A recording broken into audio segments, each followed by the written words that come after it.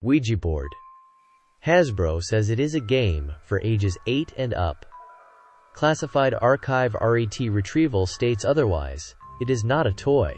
It is a low-frequency dimensional receiver, and most people are accidentally tuning in to the wrong station. When the planchette moves, it is not a loved one. It is a disguised entity, waiting for you to build the gateway.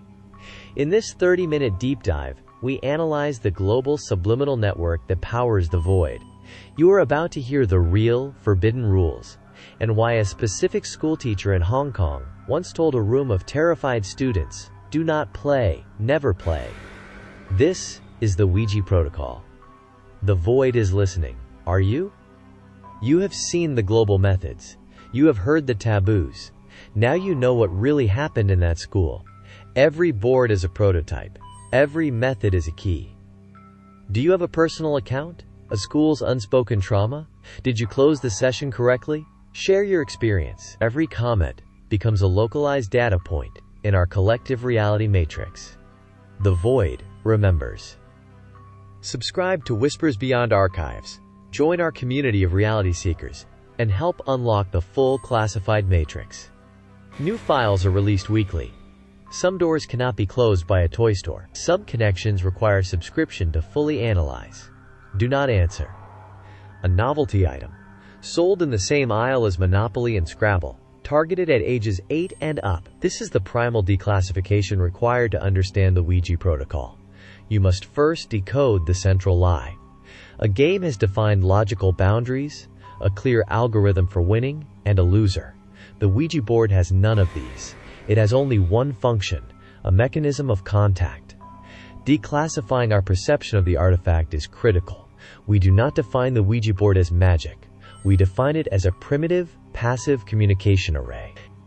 It has no internal power source and no conscious drive.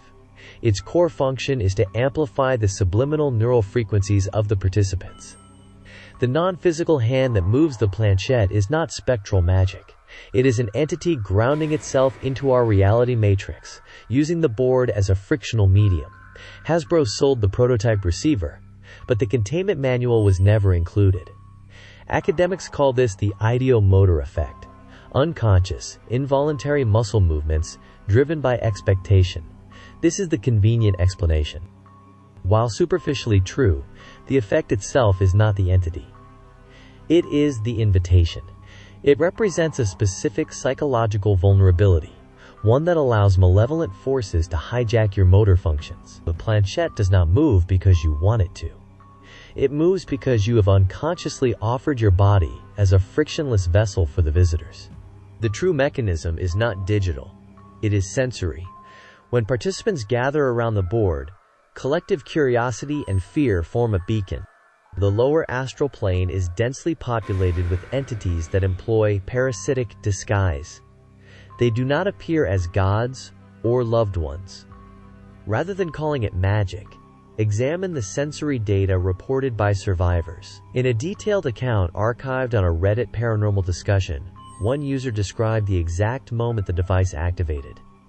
It was not a smooth movement. The planchette felt incredibly heavy, dragging against my finger as if moving through thick mud.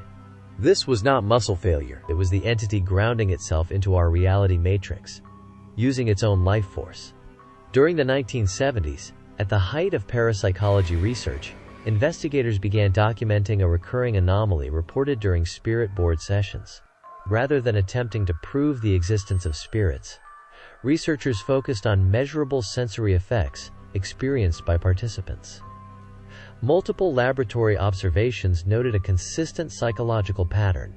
Participants reported a sudden drop in perceived temperature within the room, even when environmental instruments recorded no significant change. At the same time, many described the planchette feeling unusually warm or heavy beneath their fingertips.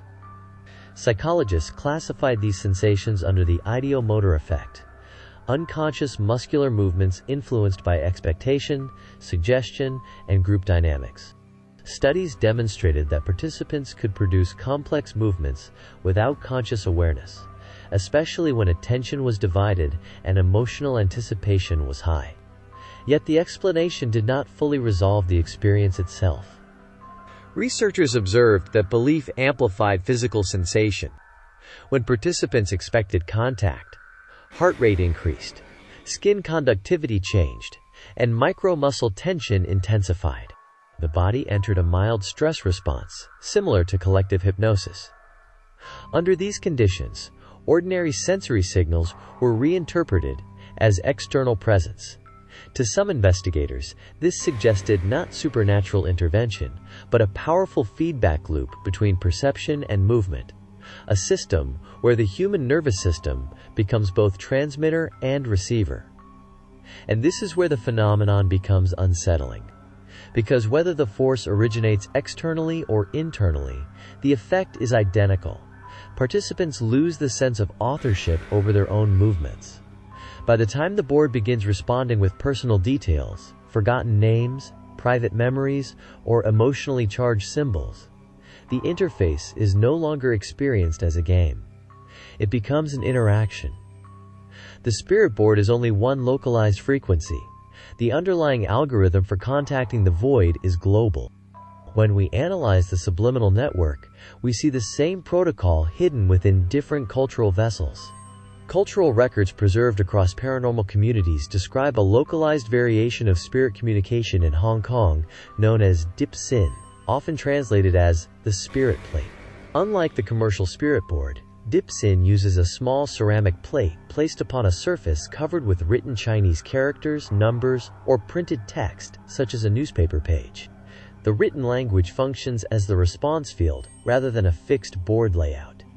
Some modern versions influenced by Western spirit boards also include simple response markers such as yes or no, and a designated home or end position used to stabilize the session.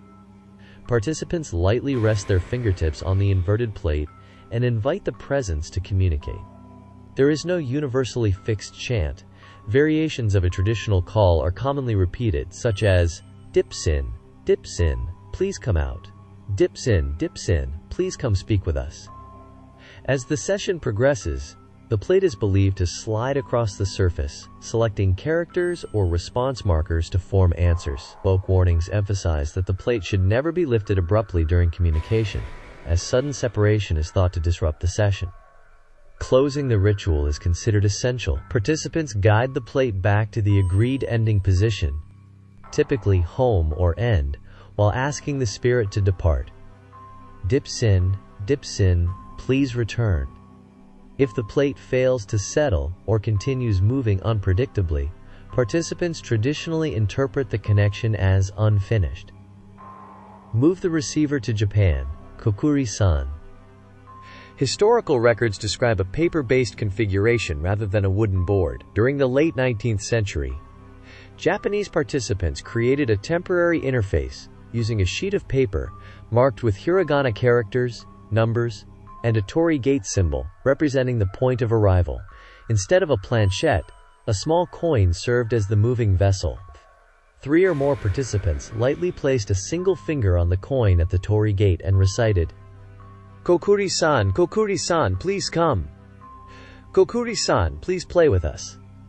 As the session progressed, the coin was believed to move across the written characters, forming responses letter by letter. Folklore consistently warns that the responding presence rarely reveals its true nature, often presenting itself as harmless or childlike to maintain the connection. To close the session, participants were required to speak together. Kokuri-san, please return home. The coin had to be guided back to the torii gate before all participants removed their fingers. Traditional warnings state that the paper should then be destroyed and the coin discarded, symbolically severing the link. Failure to complete these steps was believed to leave the connection unfinished. The interface changes, the risk remains constant. Across cultures, these rituals share identical structural rules. What is often dismissed as superstition functions as containment behavior, a psychological boundary designed to prevent escalation. The cost of forbidden knowledge is rarely material. It is paid through fear, identity disruption, and lasting psychological distress. Survivor accounts show participants rarely ask philosophical questions. Instead, they ask about desire, future relationships, luck, wealth, or death. These questions create emotional peaks, hope or terror, strengthening belief and deepening psychological immersion. This is where legend becomes safety data. Within the Dipsin tradition, several prohibitions are treated as absolute. Participants are traditionally warned never to ask how a spirit died, never to request gambling numbers, and never to ask for the exact date of death. In Taoist folk interpretation, these questions are believed to intensify emotional projection within the group. Rather than revealing information, they amplify fear, greed, or anxiety. Emotional states that destabilize participants and make it harder to end the session cleanly. In many recorded accounts, once these topics were introduced, movement became faster, responses more erratic, and participants reported difficulty disengaging from the experience. Return to Japan. Kokuri-san. Japanese folklore carries similar warnings. Questions involving curses, revenge, or harm toward others are widely discouraged. Stories collected across school-era accounts frequently describe an uncomfortable emotional aftermath, lingering anxiety, sleep disturbance, or a shared sense that the game had continued psychologically even after it ended. Return to the collective interface. Across cultures, the most common failure point is the closing sequence. Closing is not merely a polite goodbye. Psychologically, it functions as a clear termination signal, a moment when participants consciously reclaim authorship over movement and attention. When the pointer is not guided back to home or goodbye, the experience often ends without resolution. Participants remain in a heightened state of expectation, where ordinary sounds or sensations are interpreted as continuation of the session. Many independent accounts describe the same lingering effect, a faint internal hum or pressure in the head reported hours after the candles were extinguished and the board put away. Finally, consider the shared vessel. Why are sessions almost always performed in groups? Group participation amplifies expectation and emotional contagion. Shared attention increases suggestibility, making synchronized movement, and shared interpretation far more likely. When multiple hands touch the board, individual boundaries blur. Participants begin reinforcing one another's perceptions. Some accounts describe repeating letter patterns. Z-O-Z-O. Participants are often compelled to repeat the name aloud. The instruction remains consistent across traditions. Do not respond. Naming creates attachment. Attention sustains the experience. The gate remains open only as long as belief sustains it. To trace the origin of the modern spirit board, we must examine the mid-19th century spiritualist movement. Long before commercial boards existed, Western societies practiced table turning and automatic writing, methods relying on unconscious collective movement. These were the prototypes. The interface evolved. The mechanism remained the same. The modern spirit board, combining an alphabet grid with a frictionless planchette, emerged in late 19th century America, but the ideas behind it traveled across the Atlantic long before commercialization. Spiritualist practices moved between the United States and Europe, shaped by séance parlors in Victorian England and the Spiritist movement in France. Early methods such as table turning and automatic writing reflected a growing cultural fascination with communicating beyond ordinary perception. The use of written characters as a communication medium is also older than the board itself. Later occult interpretations suggested that alphabetical sequences could function symbolically, a structured way for participants to focus intention and expectation. Renaissance ceremonial magic provides distant parallels. In the 16th century, John Dee employed the Sigillum Dei Ameth and the Enochian system during ritual seances, relying on spoken invocation and visionary experience rather than mechanical movement. Within early Ouija history, participants claimed the name Ouija was revealed during a séance session itself. While some interpret this as supernatural origin, historians generally regard it as part of spiritualist folklore shaped by belief and suggestion. What is certain is that Elijah Bond and Charles Kennard transformed these practices into a commercial product, packaging a ritual experience as a household game. Long before cardboard boards appeared, Table turning and automatic writing already relied on collective unconscious movement. Experience is now often explained through psychological mechanisms, such as the ideomotor effect. These practices formed the cultural foundation from which the modern spirit board emerged. The modern spirit board, combining an alphabet grid with a frictionless planchette, was formalized in the late 19th century. Elijah Bond patented the device, while Charles Kennard and later William Fuld transformed it into a mass-produced cultural phenomenon. The American board was a commercial product, but the underlying idea was far older. One of the earliest documented East Asian precedents comes from China, through the ritual of Ouija, a Y-shaped wooden instrument guiding a stylus across sand or paper to produce spirit messages. The interface differed from modern boards, but the mechanism was the same. Involuntary movement generating written language. Ouija appeared during the Song dynasty, 10th–13th century, and was practiced as a Taoist channeling technique, often for guidance, divination, or problem solving, following strict ritual etiquette. The name Ouija remains disputed. Popular legend claims it combines the French oui and German ja, both meaning yes. Early séance accounts suggest the word may have emerged from the board itself, loosely interpreted as good luck. Whether invention or transmission, the ambiguity became part of the myth. Historical records indicate that channeling messages through involuntary movement is cross-cultural. East Asia, China, Ouija, as described above. Ancient Greece. Oracle practices occasionally produced automatic inscriptions interpreted as divine messages. The Pythia at Delphi, in trance states, reportedly spoke or inscribed words that priests then read. Roman Empire. Certain divination tables and lots relied on randomized marks or involuntary selection, interpreted as the will of the gods. Medieval Europe. Early mystical and occult circles practiced forms of automatic writing and table turning, combining ritual, collective expectation, and unconscious movement to produce messages. These examples show that while the modern alphabet board and frictionless planchette are 19th century commercial innovations, the underlying mechanism, human participants acting as a frictionless channel for a message, recurs globally. Different cultures created their own symbolic systems, rules, and rituals, but the core principle is consistent: involuntary movement as a conduit for non-physical communication. Long before the cardboard novelty item, Western spiritualism formalized these practices into table turning and automatic planchette writing. In East Asia, Dip-Sin and Ouija preserved ritualized channeling, and in Japan, Kokuri-san emerged as a local variation.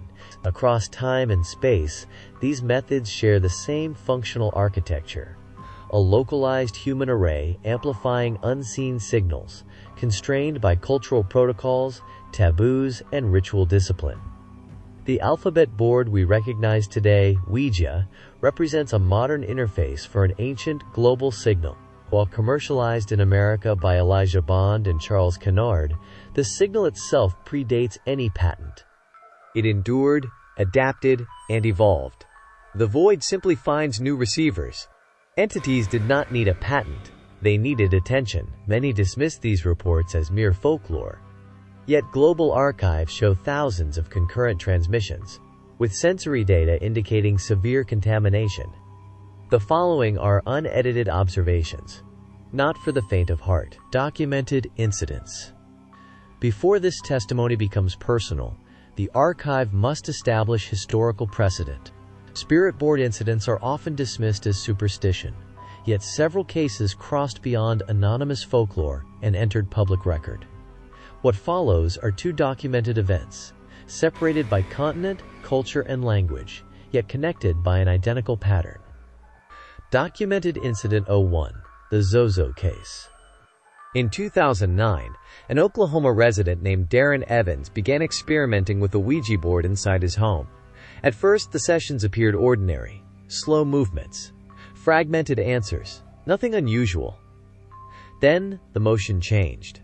According to Evans' own published accounts and later interviews, the planchette began accelerating without pause, sliding rapidly across the board in looping patterns.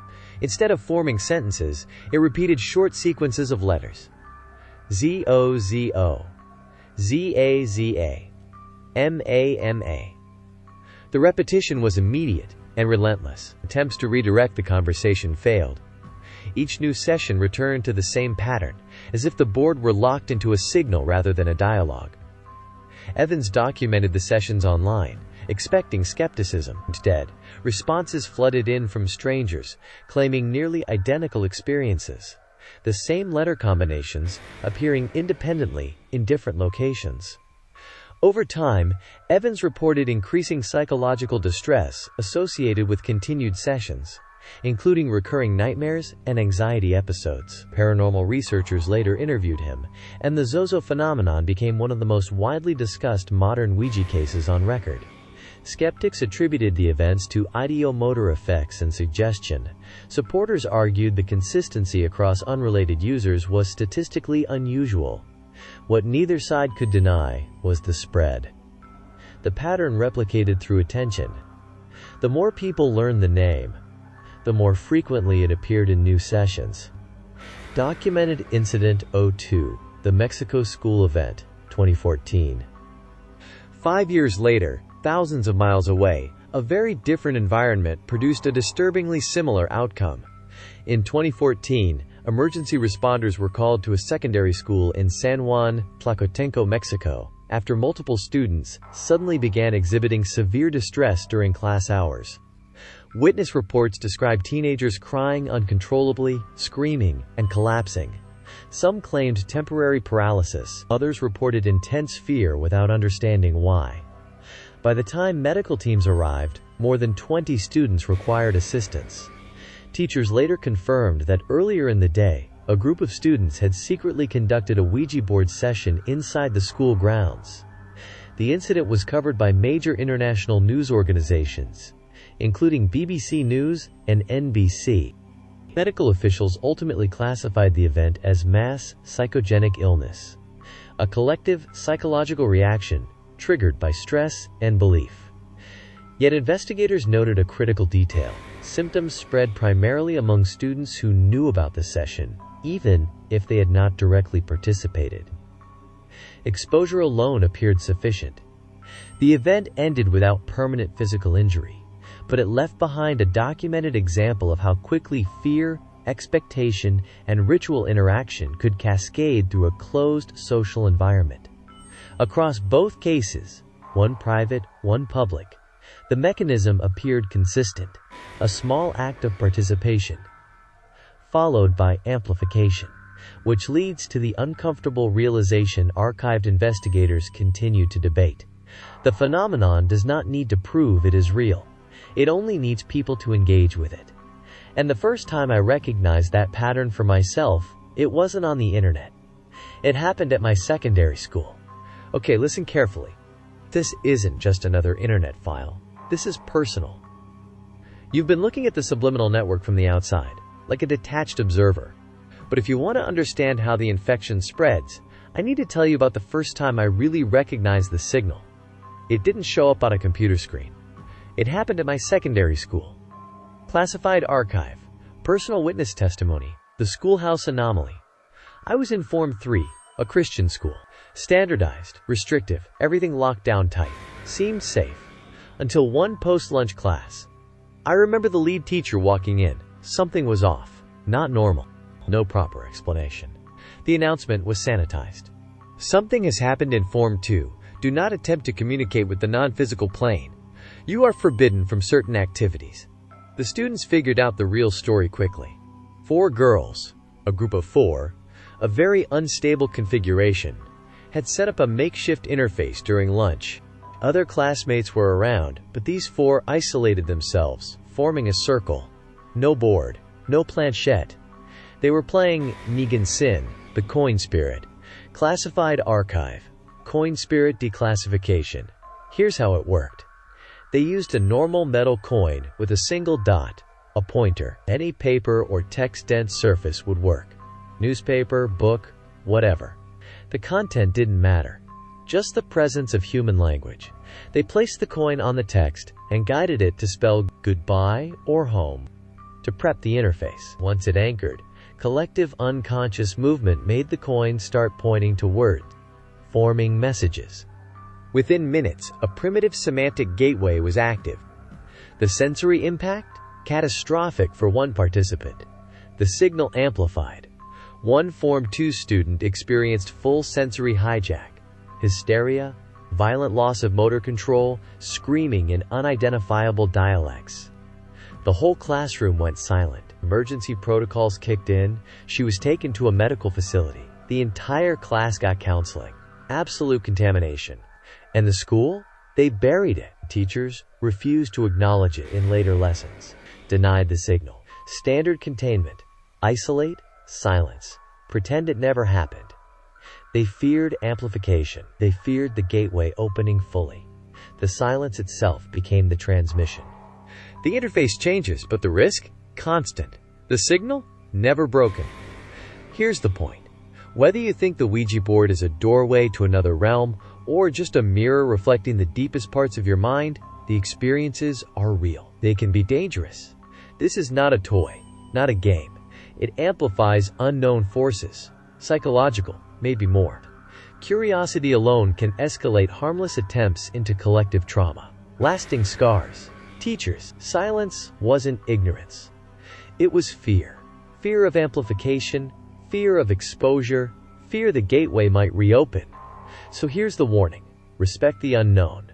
Curiosity is powerful, yes, but don't let it guide you into danger. The psychological and spiritual risk, whether external entities or fractured parts of your own mind, is not worth the thrill. If you've already begun, follow the rules, follow the parameters. Always guide the interface back to goodbye. Failing to properly close the session, that's the most common mistake. It creates an unstable, localized signal. We need more data.